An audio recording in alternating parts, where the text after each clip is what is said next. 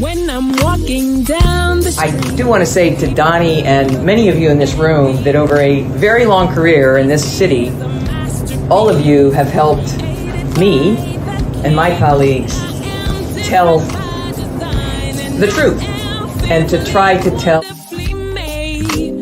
I may not look like you and you me, but my head up. I'm from South Carolina, so I just What does this event mean to you, Miss Peggy Moss? Oh, my heart. Happy 20th anniversary. My heart is about loving up on my sisters. Do you know what it feels like to have your sisters in the room? Done. and dare to be different and unique. I'm gonna be the best me I can be by letting His glory shine through. I am beautiful, I am blessed, but not just what you see in the flesh. I'm free from people, free from myself. The doctor lived next door to the janitor to the reverend and the lawyer. We were together. Now we get so high and mighty that you create stress for your society because you don't like poor black folks either. That's a health problem. Get yourself together so I can stop being taking care of geriatric people and get back to pediatrics. I thank you, Doni, for all you've done. Let's keep doing it all the more.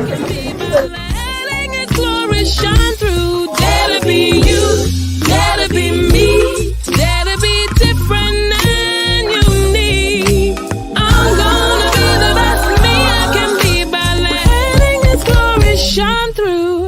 And I dare you, I dare you, I dare you to be you. First name's Doni, last name's Glover. In it to win it for the long haul, baby. Okay, today, folks, we're going to be talking about, well, hello to you too, the 72 square blocks of Sandtown-Winchester. Since Freddie Gray, this neighborhood has endured a lot of stuff. What kind of stuff, Tracy? Good morning, Mr. Doni. Plenty of stuff in the Sandtown-Winchester community. A lot of heartbreak, a lot of upset, a lot of closures. Mm-hmm. You name it in Sandtown, there's been a lot of exploitation on the property in which the neighborhood is in South, and coming from outer city or inner community organizations as well. So Sandtown has been impacted a lot by heartache. That's my main answer for that one. Talia Dixon, welcome to the show. How are you? Good morning, Mr. Doni Glover. I'm well. How are you? Now I'm gonna need you to put that camera one place and leave it alone. I'm sorry. Take your hands off the cameras. I'm actually at work, so I'm trying to find a good spot. All righty, I'm at work too. I got it. What's been happening in Sandtown from your perspective? From my perspective, Sandtown is. I'm an East Baltimore girl. I'm gonna put it out there. So I'm new to the Sandtown-Winchester community, but what I've noticed is there's a lack of support for that community, starting with the children. We need to definitely focus on supporting our youth in that community. Well, what do you do, Talia? So what do I do? We have Angelic Williams joining us. Angelic, you want to cut your camera on? Good morning. Did they know this was a video, Tracy? Yes, Pastor. Yes, I sent it to him. Oh, okay. Is Angelic going to join us? Or she's probably trying to figure out how to add her Video. camera in. Yes. Okay, so what have you been doing, Talia? So I am the program coordinator at Showdown for Sandtown. So I host and organize a bunch of the events. Anything that you see extraordinary, out, like, what is it? Anything out the norm, anything that you know you've never seen before, that's typically what I bring to the children, to try to get them to think a little large, on a bigger scale, and have them to just be kids, enjoy the things that we enjoy. So I try to bring all of those different ideas and everything through events. And how's that been working? Camping. It's been working very, very, very well. When I started moving with Showdown for Sandtown, I seen approximately 20 kids. Now we see between 75 to 100 every event. Yeah, it's definitely growing. It's definitely growing, and I feel like the kids are really enjoying the ideas that we bring forth, the concept of the events, the lessons that they learn from the events, the relationship they build from the events. There's a lot of stuff that we get from the children from the event. So why do you do it, Talia? I mean, you I say do it you're because hold I tight, do it because hold tight, go ahead. hold tight. Hmm. You say you're a native East Sider, Hmm. but you find yourself over here helping Sandtown. Help us understand why. I mean, you put it So out there. I'm gonna put it back out there. Why yes, you doing so I do it because it gives me some type of fulfillment with the kids, but also being from East Baltimore, I had young ladies in my community that pretty much did the exact same thing that Tracy does that we do. Um, the young lady Sandra, she used to say, "Hey, we're going to play hopscotch," and she brought different recreational activities to the kids of, I guess, Igger Street community. So I figured when I seen that they was on the same thing, I'm like, oh yeah, I'm used to doing this. I can do this. Somebody pretty much, invested and poured into me when I was a kid. I wasn't around the corner getting in trouble, and I wasn't doing those things because I had something to do. So when I seen what Tracy and them was doing for the recreational games and the pop-up, the pop-up game days, I needed to be a part of that because I'm like, yo, somebody did it for me when I was a kid, and I want to do it for somebody else. But shouldn't it be the city of Baltimore that is already providing these resources? Absolutely, absolutely. The city of Baltimore should be providing them. They definitely should be providing them, but because they're not providing them to the full potential that we know that they can provide them, me and Tracy and I we stepped up. Like we stepped up in a major way. And I commend her for doing the showdown for Sandtown-Winchester Community Collective because it gives it creates safe space for these kids, for these children to do exactly what they're supposed to be doing. And that's being children. Unfortunately, I can't speak on what the city may or may not be doing, but I know that showdown for Sandtown-Winchester Community Collective. Yeah, we definitely we in these streets So how long have you trying to been get doing this, here. Talia? Less than I'm coming up on my year actually. It's been a year. It's been a year. August will be actually 11 months, but August will be official year for me. Yeah, Tracy, and I is came in as this a designer. designing what? Designed for a fashion show. Originally, I wasn't a part of Showdown for Sandtown. I didn't know anything about with the movement. I didn't know anything about anything. I actually was asked to be a part of a fashion show, and from the fashion show, that's when I started networking with other people, and I found out exactly what they were doing, and from there, I just been moving with them. Okay, now Angelic, I'm gonna need you to set that camera, set it still somewhere, and let it go. Look, You're making me dizzy moving around now. What do you? Good morning, Angelic. How are Good you? morning. I'm good. I don't have anywhere to sit it. I'm like in the lobby of my office. I logged off so I could come back on. Okay, so why are you a part of this Sandtown Collective? Because we serve the same community and we serve the same group of people. And I'm a firm believer that we are stronger when we are together, when we are networking and supporting one another to serve the same demographic. And so I believe that there is power in numbers and there is also power in unity. And so, as a fairly new pastor in the community, it was important for me to link with people who were already serving the community in which I had been placed in. What church are you affiliated with? I pastor St. Luke United Methodist Church that sits on the corner of Gilmore and Riggs. Is it important to be in the community? I mean, we see a lot of churches in the Black community nationwide, but a lot of times we don't see them in the community. That's true. That is actually a sort of unfavorable dynamic that we see going on in the church. I do ministry a little bit differently. I'm new to pastoring. I've been pastoring for less than 2 years. But my background in ministry is in evangelism, outreach, and international missions. And so I am accustomed to being outside of the four walls of the church and engaging in community. I like to take a page out of Jesus' book and do the ministry that he did. We did not find Jesus in the temple. We found him in the streets. We found him in community, engaging with folks. He took the word to them, and he didn't expect for them to meet him at the temple. And so I just try to follow the model of Jesus. So I'm not quite clear on what motivates my other sort of colleagues in ministry, but I'm motivated by the cross and the example that Jesus set for us. What did you do on Saturday? On Saturday, we held our annual community cookout. This is this was our second one where we block off a good 2 blocks of a street right outside of the church, and we just have a day where we love on the community. It's not meant as a tool to get people to join our church. But it's really our way of showing love to community and letting them know that we're there to support them. This isn't about an exchange. We give you a free hot dog and you come to our church. It's not about that. It's about us loving on people and serving them and just being the hands and feet of Jesus. So we baptized 14 people in an outdoor baptism. Because just like in the biblical times, baptism was a something that we did in community where we celebrated everybody's walk in their initiation into the faith. We did food and laundry detergent distribution.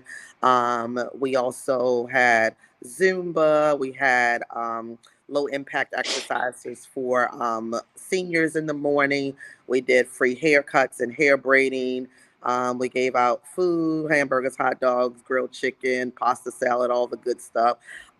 We had a sort of area where they got nothing but treats and toys and stuff. So whether it was chips, candy, all kind of books and toys and stuff like that. And we had a video game bus where 39 children could game both in and outside of the bus at the same time, basketball, football. The library was there. The fire department was there.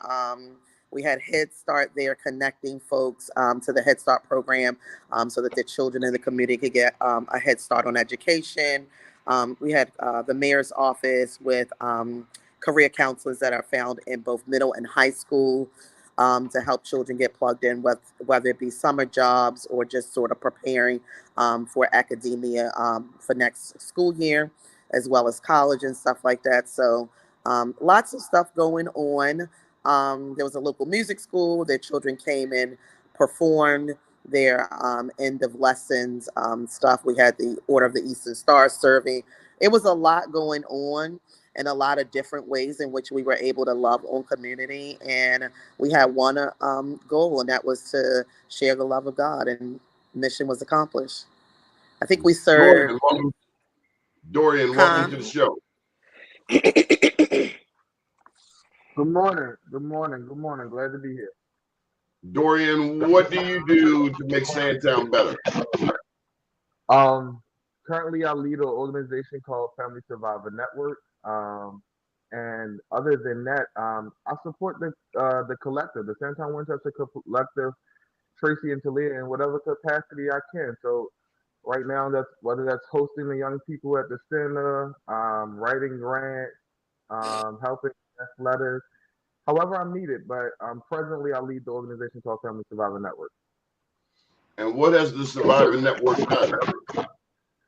So Family Survivor Network is basically a group of individuals, everyday community members, moms, residents, sisters, brothers, children, and a group of professionals who came together to reimagine healing, mental health, particularly out of this neighborhood. They developed this methodology, crafted this approach that's really based in what we people of color have always known, how to heal together for ourselves by ourselves, right? How do you keep things going when there aren't resources or when things aren't happening? And so we help with advanced directives, living wills, coordinating qualitative insurance. We have an apothecary. We have social workers and therapists on staff. We have children programming. We do a lot of play-based therapy. We do some wraparound case management. We do a variety of things, but all of it is based in healing people of color and healing this community. I think it's important to add into this discussion that Angelic, your church is, you guys may have to mute your microphone while you're not talking.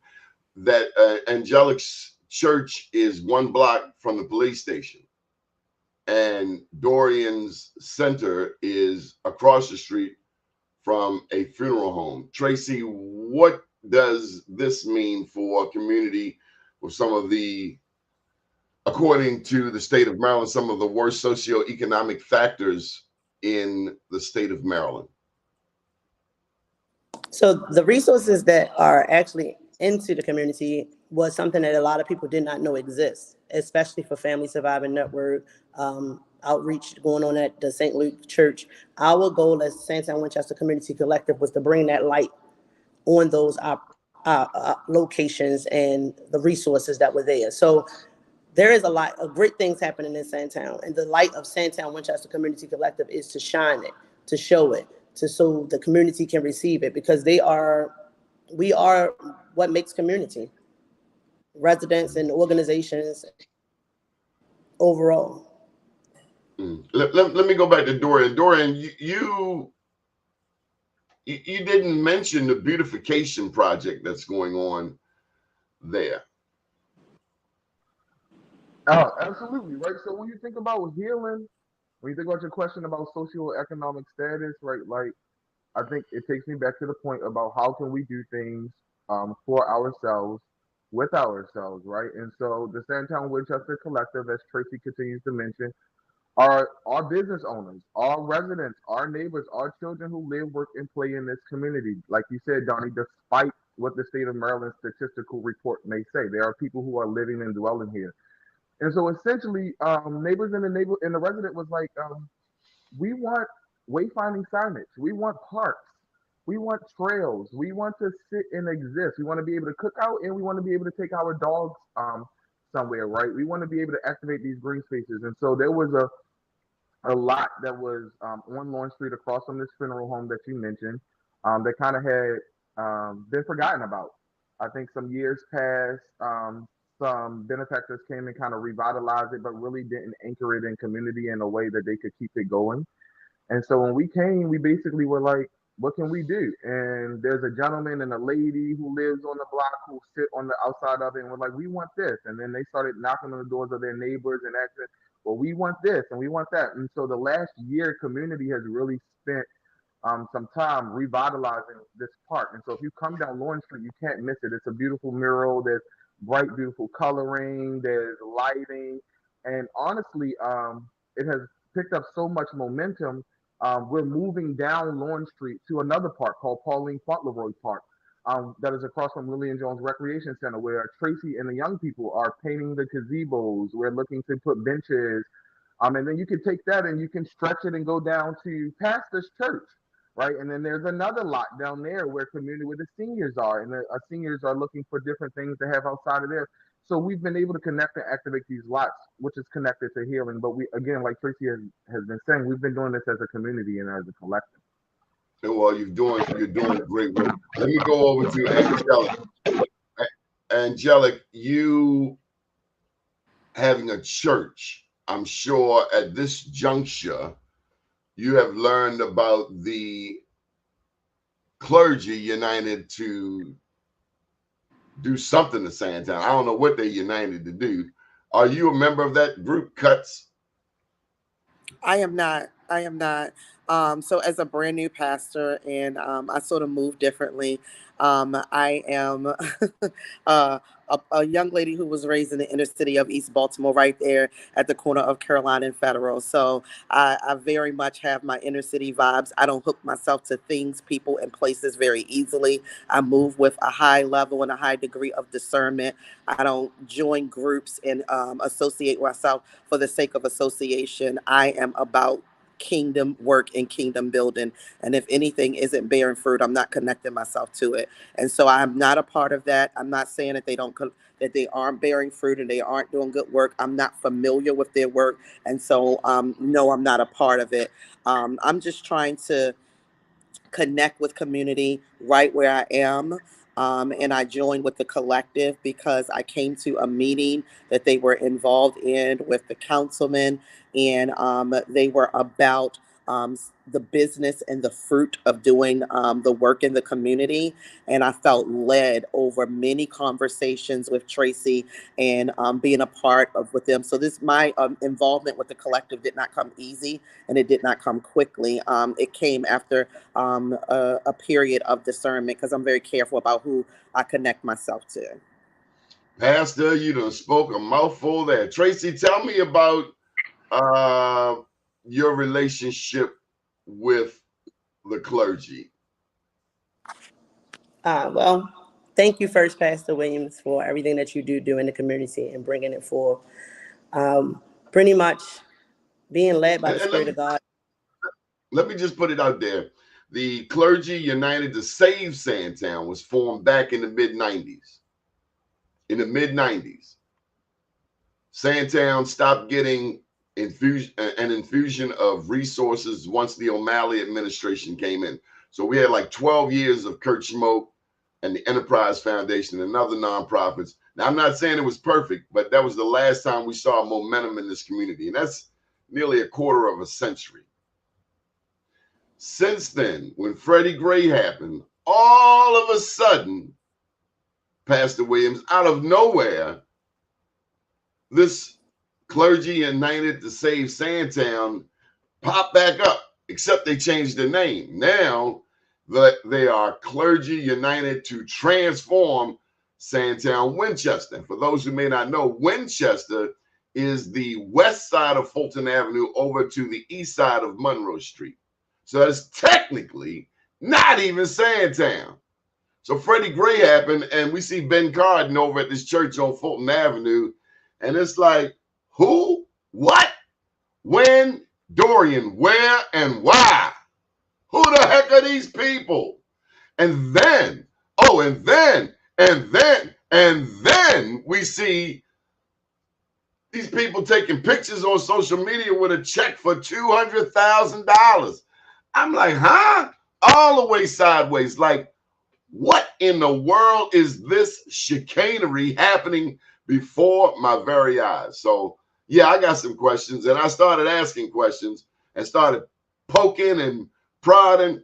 And then the $200,000, we never saw it manifest into anything. Another entity, Reverend Al Hathaway down around Union Baptist Church, got money at the same time, and their center is about to open next month. Our center there on Pressman Street, which got the $200,000, all we see is crickets. So Tracy, help me out. Am I right? Am I wrong? Did I paint it incorrectly? No, you painted it correctly. So with bringing this organization together, we had to learn of organizations within the community, whether cuts or others. We had to go before doors and find out who was willing to change that transformation, to say that they're willing to do what is right within the community, who stands firm on making the change. So there were a lot of organizations that were not interested in this movement, that were not interested in reopening the rec center back up. A lot didn't stand for there to be change, and some didn't care if there was a change. But when you met pastors like Pastor Williams and Bishop Weir and Pastor Wilson and Pastor Simmons, churches that were able to come outside of the doors and say, hey, I want to rebuild community. I want to do what is right within the community of Sandtown. That's when the growth started happening beyond just regular organizations as myself, as Eddie P Productions, FSN, and Lulu Bees. We started gathering more community corners. So what happens is if you have an outreach happening on Riggs Avenue, you have an outreach happening on Curry Street, you have outreach happening on Pennsylvania and Cumberland, you have an outreach happening at Pastor Wilson's church, New Song Church. You have a lot going on within community, but together we can do so much more. So our goal is to bring that outreach of God into one central location and have, whether it be music in the park, or rebuild the thought that churches have hurt the community, but that the churches stand for God, which means that God's people are willing to heal together, not hurt anymore. So Clergy under Transformation of Sandtown, it's his name. What have it done in the community? There's been no impact. There's been no change that I could see. I grew up in Sandtown since I was 12. And now I am back to make a positive change because Sandtown saved my life. The people of Sandtown saved my life. The community, my mother, people who cared for community.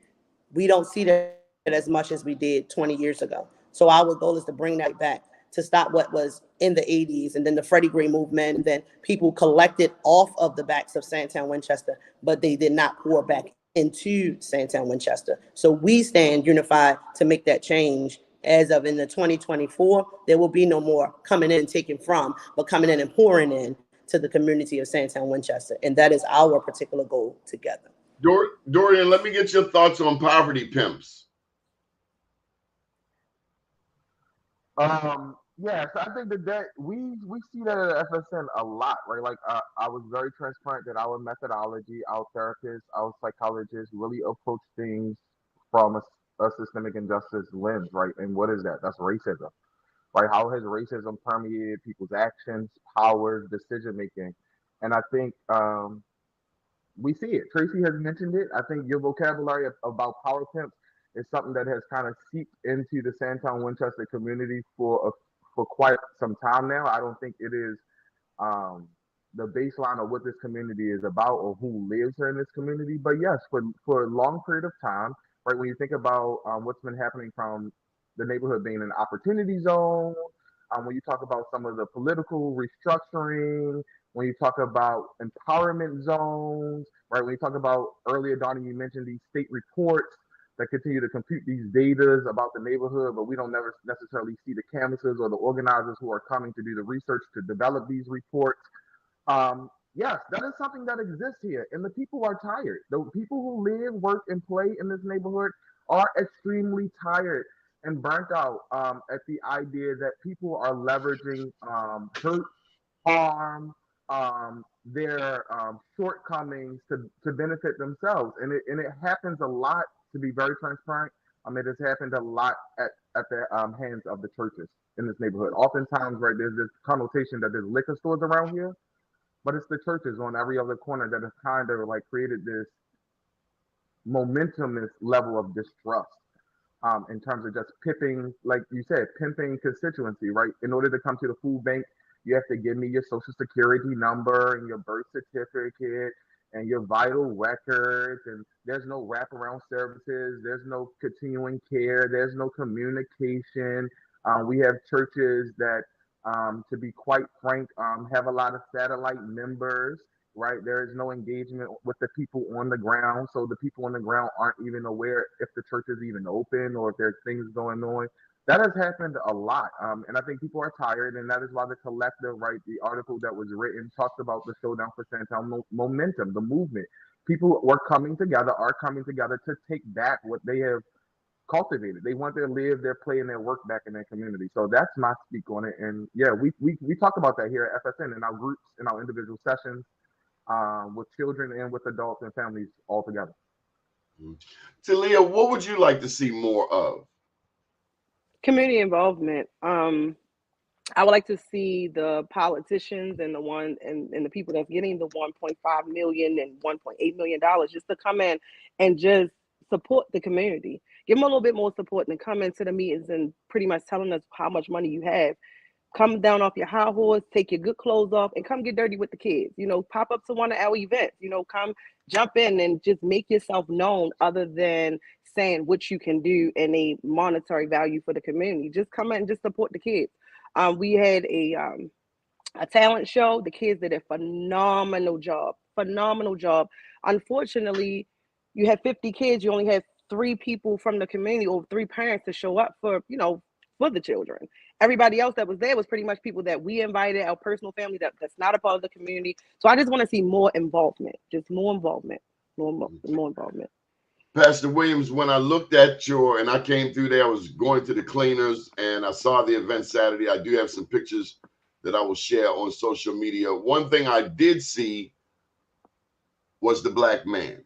Quite often, black men in Sandtown, there's this image that we paint of ourselves and one that society paints of us, and both of them are negative. But to come to that corner of Gilmore, and by the way, I had my first piano recitals at your church a long time ago, but we won't reminisce that today. But to see, the first thing I saw was a man playing the keyboards. The second thing I saw was a man DJing. And yes, we saw women, we saw children, but how important when we think about the transformation of Sandtown, how important is the black man? The black man is vital. The black man is key to our success and our moving forward. I recognize I don't have my eyes closed on my head in the sand. I recognize what the statistical data supports as it relates to men in our community. But I am not deterred because I understand that our men have always been kings. And despite what the statistics say, they will always be king and they will always be included in what we need to do. And I desire men to be at the forefront. I'm willing to submit myself so that I can be led by our kings into what this new age and what this new revolution could potentially look like. And so it's important for me to have men present in community. My church partners with the Masons because I understand that strong black men is necessary in community. I think part of the issue is that we all try and be, a lot of organizations try and be islands unto themselves. And the fact of the matter is that St. Luke United Methodist Church had 19 members when I came not even 2 years ago. It was just a remnant of people that was left behind. I didn't have that. And so in order for us to be able to beget of movement and be able to bear fruit and do the work that God called us to do, we couldn't be an island unto ourselves. We didn't have the luxury of being into ourselves in that way. And so I think the black man is, and men in general are key. I think it's important for them to encourage, inspire, and most of all, just be present. Because I think that there is something that comes, some safety and security that comes with us as women and even children by just having the presence of the black man. And so I think that that's super important. Pastor Williams, we normally would have asked you this question at the very beginning, but we were a little slow getting started. Would you take this moment and pray for Sandtown-Winchester and our surrounding communities? I would. I will. Thank you, Lord, for today. Thank you for all the ways in which you show up. Thank you for anointing us for this work. I pray, God, right now in the name of Jesus, that you would cover Sandtown, that you would cover it with your precious blood, God. I pray, oh God, that you would bless the people there. I pray, oh God, that you would open up doors that no man can open. I pray, oh God, that resources and accountability would be present in Sandtown. I pray for every person that's in position of power, God, that they would remember Sandtown, that they would move with Sandtown with compassion and grace. God, I pray for our children there. I pray for the violence that is taking place there. I pray for peace to be flood the streets of Sandtown. God, I just pray for healing. I pray for revival, God. I pray, oh God, that you would remember your people. And God, I pray that every person in position of power, every person that has received a check on behalf of this community, God, I pray that a day of reckoning and accountability will come quickly, and that anything, God, that is unlike you that needs to be exposed, I pray for exposure in this season, God, so that we can get about doing the business of your work, God, so that your people will be blessed and that this community can flourish. In Jesus' name we pray. Amen. Dorian Amen. says that, amen. Amen. If my people who are called by my name shall humble themselves and pray and seek my face and turn from their wicked ways, then will I hear from heaven, then will I heal the land. Dorian, you're one of the first black men that I've seen in a long time in this community stepping up. And your corner over there, and I don't know what happened to your red light, but at Lawrence and in between Mount and Fulton is just absolutely beautiful. It is I mean, it's across the street from Morton's and Sons, but it's a breath of fresh air. What about the men? What about the black man in Sandtown, Dorian? The men are present. The men are available, right? Like I'm grateful that there are other men who are available and accessible to help model things for me, right? So when you talk about the men are present, whether they are the everyday fathers. We have fathers who are raising children who drop their children off who are present. Those stories are not being told. Those clips are not being celebrated. We have the everyday men who are just anchored in the neighborhood, who care about the safety and the cleanliness and the presentation, who are showing up, right? The grandfathers who are riding around. And then you have the OGs, right? So men are present, right? I agree when you talk about Donnie, you talk about being able to go to pastor's event Saturday down in St. Luke's and seeing the men present. I think that is something that we have also been able to see on lawn. On any given day, you can see the men outside, making sure that the young people are safe, making sure that the women are taken care of, right? And these are men who are not obligated or weighed to a check. These are men who are just loving on community and loving on human beings because that's the right thing to do. And so the men are present, right? The men are available. I think Saturday we're going to ready to celebrate and love on them. Kalia and Tracy have put together some Yes, awesome yes. programming to love on the men who support the women, right? Whether it be with labor, whether it be with emotional safety, whether it be with anything. So I'm excited to see this influx of men continue to grow. The young boys are growing. The young men are growing. They are showing up and they're showing out. So I think, just like Pastor said, there's an interest all across all fronts, all across all identities, right? To reconcile this community, to restore this community, and to grow together. And I too am just as excited to say that the men are present and involved in this process. Yep. Now, Tracy, you wrote an editorial. You wrote an editorial recently, and I know I have some editing still yet to do. My goodness. But you say in the economically depressed area of Sandtown-Winchester in Baltimore City, a troubling trend has emerged. Outsiders arriving with ill intentions. You write that these individuals, often masquerading as benefactors or concerned citizens, leverage the community's challenges for personal gain. Rather than offering genuine assistance, they criticize local residents and grassroots organizations seeking to profit from the very blight, miseducation, and hardship they claim to address. Now, I'm going to say this in front of Pastor Williams, that as a community resident who's helped call together over 30 meetings since Freddie Gray, when I have I think his name is Derek DeClick, DeWitt, that's his name. Oh, DeWitt. Is it Dimwit you say? Oh, DeWitt. Oh, it's not Dimwit. Okay, Derek DeWitt. My bad. I keep saying Dimwit, but he said that I was holding Salvation Army meetings disguised as Sandtown-Winchester meetings, and this man was at the table the very same time when I met the Salvation Army, who was supposed to be bringing a ton of resources here. But he has gone on, I understand, to claim that he's been feeding people in Sandtown. I've never seen that, but maybe yes. I don't know. But I know they were there when Freddie Gray happened. Ben Card showed up at that church, and which is not in Sandtown.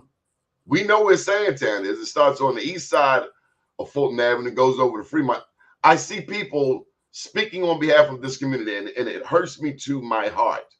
They're speaking on behalf of Sandtown, but they never come to Sandtown. Have you seen the same thing? Unfortunately, we have seen and experienced a lot of the personal gain versus the pour into the community. So people writing these grants that they are building jobs for the community, they are feeding the community, they are empowering the community, or opening youth centers for the community. They receive funding, and none of this has happened. Because in Sandtown right now, there is no local recreation center for the kids. We're thankful for Dorian for opening up the doors for the kids to be able to come in, not even just after school, but now that school is out, they can go there during the morning. They can get breakfast, they can get lunch, they can get dinner. But what happened to those people who have received funding and said that these things will be operational for the youth? So when we go before senators and politicians and we're asking for help in the community, they're sending you back to those people who said they would do it. Why should the community have to hold them accountable? Why is not the people who are giving them the funding holding them accountable for their lack of pouring back into the community in which they said they would? Why is it there no beautification at the Pauline Fauntleroy Field? Why is there murals on vacant buildings versus that money being placed into somewhere that kids actually utilize. That Pauline Font Leroy Field, those canopies are rusty. It's just unwelcoming. Besides the fact that 10-12 sports get out there. Shout out to Jeff Thompson for all that he's doing within the community and with the young men. He's pouring back the gift of God into them, and they're pouring it back into the community. They go and clean up. They walk the community. They keep that Pauline Font Leroy Field clean. There is no block that Jeff and his young men have not touched. Those are people who are doing right in the community. And Jeff brings young men from all over Baltimore City. Not all of them are in West Baltimore or in Sandtown, but they're coming into a community in which they do not live and serving with the heart felt led by God to do right. And that is what we need to see more of, people doing right by the people in which they see every day. Tracy, one thing that really disturbed me is when you told me that churches and others, schools, wanted to charge you $500, $600, $700, $800 to host an event. Is that true? Did I mishear you? No, you did not. You heard it correctly. There were a lot of churches and people who heard about what funding that Councilman Torrance were going to give to Showdown for Sandtown. And as a means to that, they assumed that they would benefit from it. And the benefit from it was that they would take the bulk of the money and we would do the programming. Now, unlike many, myself and Talia, we didn't have funding to do what we did. We just showed up. We showed up in the community and we did what we had to do. For the last 2 years, my family and I, Eddie B Productions, we just showed up. We showed up with maybe $100. In other words, you went in your own pocket. Yes, we went in our own pocket. We had maybe $100 and we would feed the kids, whether it be sandwiches, juices, snacks, and we would just play with them. We would create that safe place. So if I only had $500 and I can feed 100 kids, whether dinner or lunch, why would you charge me $800 for an event? Why would you charge me $300 for an event? Now, these are community organizations in Sandtown who know that there's no rec center. They know there is no safe place for kids to go. They know that there is no funding coming from Eddie Beach's production or Sandtown-Winchester Community Collective. So to open up your space and say, hey, but I'll send you this invoice to cover $850, or I'll send you an invoice to cover $500, or I'll send you an invoice to say I'll cover $350. Where does the children benefit in here? Because if all I have is $500, that goes to you. How can I complete the event? How can I feed the children? How can I allow them to have fun? If you're taking from whatever money that I personally have come out of my pocket and set aside for this particular event, how can the children benefit? So when Talia said they talk about the dollar, they talk about what they have, they talk about the funding they receive, just show up. We need you to just start showing up. Showing up means, like Pastor Williams, when I call and say, hey, I need a space for our Christmas event. And she say, come on around. Well, how much are you going to charge? She say, no, this is God's work. Come on around and do it. That is what is important. When you get pastors like Pastor Simmons who say, hey, Pastor, we was having a meeting at XYZ and they decided to shut the doors down on us. Bring it on up here, sister. You can have what you need. Having places where you can go without there being a cap on your finances to say, hey, I know what you're doing in the community. I know your end game is to help the community. Let's come in here and let's do it together. Dorian, I know if he had to put a charge on it, if he would have sent me an invoice for $850, I probably would have to owe him $2 million right now. I promise you, because of all that he has opened up his door to allow those children to come Tuesday through Friday. We even have some Saturday events there.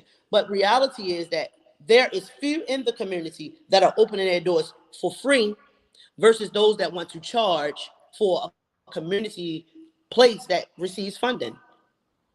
Pastor Williams, your thoughts? Before I'm not at all trying to get you to slam anybody, but I will tell you, you being a pastor, and I know Dorian feels the same way. It breaks my heart. Yeah, it makes it difficult. it makes it difficult for us that are approaching this work with the different kind of spirit, right? It makes it difficult, but we're traversing anyway, right? Because I am determined to show and to be an example and a demonstration of what it looks like to really, really care for God's people. A wise man who is my pastor at my home church says this about the church. He says the church knows how to shout, but it doesn't know how to share. Well, isn't And that love? so, Isn't love sharing and caring? Isn't that absolutely, isn't that the absolutely, first commandment to love one absolutely. another? Absolutely, absolutely. And so we recognize being internally inside of the church, recognize some of the difficulty that comes from our own sort of selfish ambitions and everything. And just because I don't operate that way, and another church may operate that way, or another leader may operate that way, I'm just praying for all of my colleagues that we'll all get to this place and that we'll all get to the place that God has for all of us and everything. So, in my work, I am creating grace, not just for them, but for everyone. And I'm just trying to be the difference. I'm just trying to be the difference and be the demonstration of what it is I want to see rather than tell people how to be. I just want to show people how to be. I just want to show up in the world differently, show up in the community differently. As being part of this collective, the first meeting that I was at, there was all of this talk about and promises about money that would come from the mayor's office. I made it very clear from Tracy early on that I have something that she does not have, and that's a congregation to lean on. And so my involvement in the community collective is not to seek any of those dollars, but to be in community so that we can do the work together, not necessarily looking to share from this pot of potential gold that is still unclear as to whether or not it'll ever manifest. Dorian, there was a story I heard once that these armed men with masks went up into a church and they said, whoever's not willing to die for God, get out right now. And after 95% of the church left, they took off their hoods, put down their guns, and said, all right, now let's have church. Dorian, you're one of the few men in the community who's actually bringing the church to the community. As Pastor Williams knows, the four walls don't make the church. We are supposed to go ye into the world and spread the love. Why do you do this, Dorian?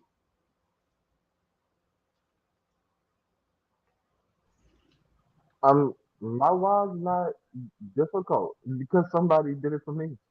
Because somebody does it for me, right? Like the reason I'm able to lead, the reason I'm able to also follow, or as Pastor said, submit to following other people is because I'm being taught that. Because I'm being taught that with integrity. Because there are other men in my life, black men, quality men, who are showing me what it looks like to understand, to be accountable to myself and to others, to be responsible to others. And more importantly, because this neighborhood made me. Before my family's personal situation kind of derailed and my siblings and I were placed into foster care, it was the mothers, as Tracy often mentions, who were anchored, who were neighbors next door who were like, come eat, who were ensuring that we were going to school. And so that was my first experience to unconditional love, right? How people were doing this unconditionally. They had no blood relation to me, and so for me, understanding that experience, that love, helped me access opportunities that are unfathomable right now. Is why I'm doing this right now because I'm going to make sure that other people get to access opportunities that are unfathomable to them, so that they can pour back. Otherwise, that's it. It's just that simple for me. Talia, why do you do this work? Pretty much piggybacking off of Dorian, somebody did it for me. Somebody did it for me. I was raised with my grandmothers, and they're a big inspiration as to why I started my business, which is Lulu B's Closet. I actually brought it to Sandtown. I figured that people need to see that you can look good and feel good inexpensively. Like Dorian said, somebody did it for me. I had that unconditional love. I still have that unconditional love. I have people like Tracy, Pastor Williams, and Dorian, and now in my life to show me the direction that I need to go in. So now I can now instill that in the young ladies that we mentor every single day and everybody else that I come across. But I do it because like I said, somebody did it for me. Like literally somebody do it for me and somebody watches me every day. I have angels in heaven that continue to keep watching over me. And God, he's definitely working on me. So again, I want to be a blessing to somebody else. So that's pretty much why I do it. Tracy, how did you get involved? Well, how did I get involved in the Sandtown-Winchester Community Collective? Tell them about your little brother. Oh, okay. So my little brother was murdered over 11 years. This year will make 11 years. He was murdered right here in Sandtown. His name is Eddie B. Actually, Eddie Blick Jr. Eddie was a kid who gave back in many ways. That was something that our parents instilled in us. Our grandmother was the give, the heart of giving. That was what we learned. So we would just give. By natural nature, we gave back. So when Eddie was murdered, there were a lot of people who were impacted by it. People would come and say, hey, Tracy, I only graduated school because Eddie encouraged me to keep going. Hey, might have been, a person, a drug user on the street that say, hey, I was outside with no shirt on. Eddie gave me the shirt off his back. Eddie would give me water. Eddie would do this and Eddie would do that. And in intention, we decided that we would continue his legacy and we would give back. So every year we would give back. We call it the Eddie B Day, where we gave back food, clothing, cookouts, you name it. And because we learned that the local recreation center had been closed at his 2 years ago cookout, we realized that we had to take forces. So me and Mr. Olivis decided that, hey, we're going to fight to get the rec center open. And as we fought to get the rec center open, that's when we learned that there was a lot of issues within Sandtown that people were taking from and not pouring in. So I want to give a personal shout out to all the people who have stood by this vision and this mission to move in the community of Sandtown. I want to personally thank all the leaders, and it may be a lot, but I'm not going to leave anybody out, including the organization of Eddie B Productions, Simmons Memorial Church, the Phoenix Legacy House, Kayla's Way, Grace Beyond the Walls, Family Survivor Network, Legacy Prep, New Song Church, 1012 Sports, the family of the Pauline Font Leroy, Geeked Up Treats, Lulu Bees, C-Tech, Mackenzie's Memorial Holiness Church, Sandtown-Winchester South, Doni Glover with Be More News, Bishop Weir, Pastor Williams, Sharon Baptist Church, Donna Brown with Citizen Policing Project, Pastor Antoine Burton with Changing Lives Ministries, Shania Graham, No Boundaries Coagulation, because all of them create what makes this movement move, what makes this impact in Sandtown right now thrive. So I'm thankful because God took away something that took me away. It had me stunned, but because I'm able to give back, God has restored my heart. He has restored my soul. And because people have prayed and poured into me as a young kid, I am able to do that for others. I am able to lead. I am able to give. I am able to pray. I am able to guide because God sent people to guide me when I couldn't guide myself. So I am thankful for everything that each and every one of you do. And I'm thankful that you're believing in this change in Sandtown. And for those who have not stepped up to do the right thing, we're coming. And we're coming to let you know that you can't come here anymore and just show up and take from us. We're standing together to make sure that this community wins. And winning means that together, not solid, but together we will rock Sandtown-Winchester way beyond what you can imagine, because there is greatness here. There is hope here. There is happiness here. There is love. There is a place of community here in Sandtown. And together, all of us create that place, the safe place for children, elders, fathers, mothers, grieving people to go and grow and learn and love. And I thank God for each and every one of us. I thank him for being consistent with me when I couldn't be consistent with myself. And thank you for those who continue to pray us through as we move forward. There were some disturbing things that happened on Saturday, even though there were great things. A community organization came in and did some things that was very disturbing. Kids I heard they came, said they was going to give people crabs, and they ended up giving kids one crab. I have never heard of no tomfoolery like that ever in the history of blackness. Yeah, so and get on kids were excited television. to come. Yeah, kids were excited to come. They were excited to come for crab bowls again, and they received one. I sat there with hurt in my heart, and I wanted to cry because these kids are already dealing with enough. We don't know what they ate. We don't know if they ate that morning. We don't know if they got a hug that morning. We don't know what happened in their life. But for them to show up like they did, 20 kids, and they received one crab, And the only thing they can say is, Miss Tracy, you said it was going to be a seafood bowl here. We can't do the false advertising. If we say we're going to do it, we got to stand by it, because these kids are highlighted by what they read in those flyers. And yes, our kids in Sandtown-Winchester community can read. Thank you for that. So when they read things, they see it, they will bring it to you. They will say, this is not right. So for 9-year-olds and 8-year-olds and 11-year-olds to say, Miss Tracy, this is not right, we have to make that change. We have to make that change. And I've been silent on a lot of things for a little while, but now it's time that I have to speak up and say, as the executive director of Sandtown-Winchester Community Collective, we can no longer allow people to come in and take from us. We are standing strong together. We have to move together. One voice, united for community. That's who we are, and that's what we are. We're going to make the change here, and we've already made it. Thank y'all so much. I love my leaders because y'all the best. With 5 minutes left, any comments, please? So Oh, I do want to give a shout Father's out. Day. Father's Day. Father's Day. Yes, I already say Father's Day. Father's Yes, Day. Yeah, Father's Day. So there'll be plenty of activities this Saturday from 12 to 4. Will be the Juneteenth event outside at Family Surviving Network. That's 1706 Launch Street, and across the street, this is 21 and older for the fathers. If you have a father or you know a man who has not been celebrated or he needs to be celebrated, bring them out at 5 p.m. The fun starts for the men. Any women that come, you are coming only to serve, because men are kings who need to be represented as such. We will not sit at the table. We will not conversate with them besides to say thank you for what you have done. We are greatly going to appreciate the men of Sandtown, the men of Baltimore, the men all over. We appreciate you, and happy early Father's Day. And I want to give a special shout out to Pastor Gray over at the Episcopal Memorial Church, because outside of Sandtown, he came in, he took a walk with Dorian and I, and he poured into Sandtown. They gifted Showdown for Sandtown $2,500 that was able to cover Monique, the tutorer, and then they gifted another $2,500 that was able to help cover funding for youth activity in Sandtown. They gave $5,000 to an organization because they wanted to see change happen, and they believed in what we're doing. So I'm thankful for people who see it and do it. We appreciate you. Your small blessings are not overlooked because they are big.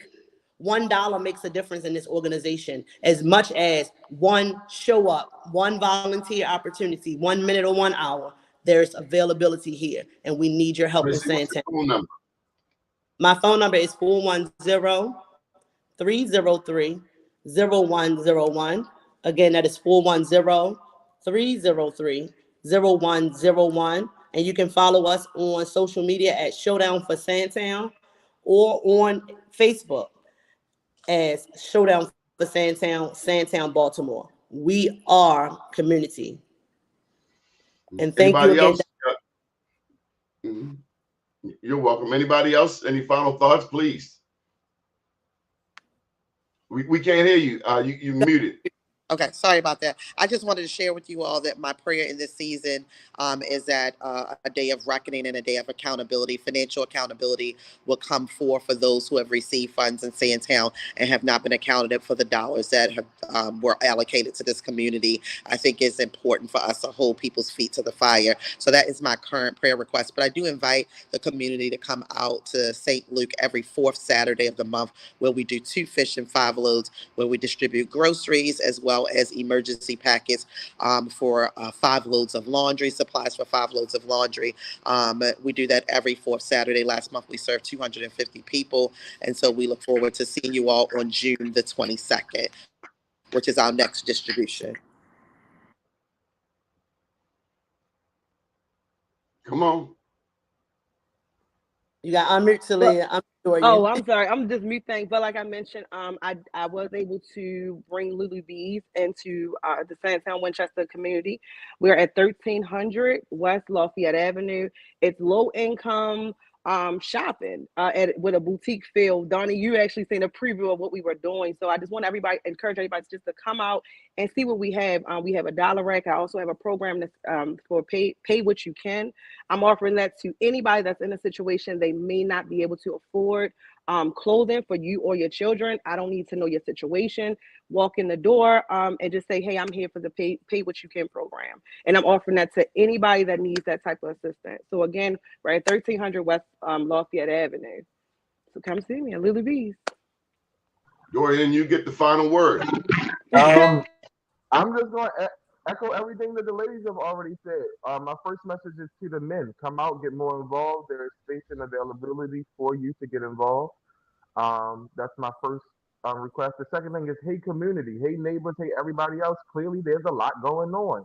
Come taste the joy, the happiness, the healing that's happening in Sandtown, whether it be with the collective, whether it be at St. Luke's Church, whether it be at FSN, whether it be at Lily's Beach Closet. We got stuff popping going on down here.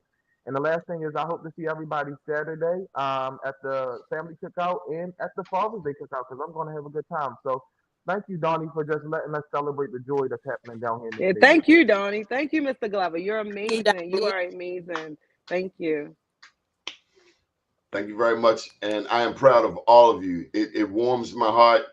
I don't know. I was getting tired, but then here comes Tracy. I was getting tired. No joke. African Americans will wear you out. But Donnie, guess what? Here comes Tracy, and God sent the boatload of forces behind us, so you're not alone. So it's all of us together. We are not alone. We can do. We are not alone. We can do all things working together. Thank you all. You have a great day. Huh? I'm excited. You as well. So I hope to see you guys on Saturday. Have a great day. Good deal. Have Good morning, world. Good morning, world. Good morning.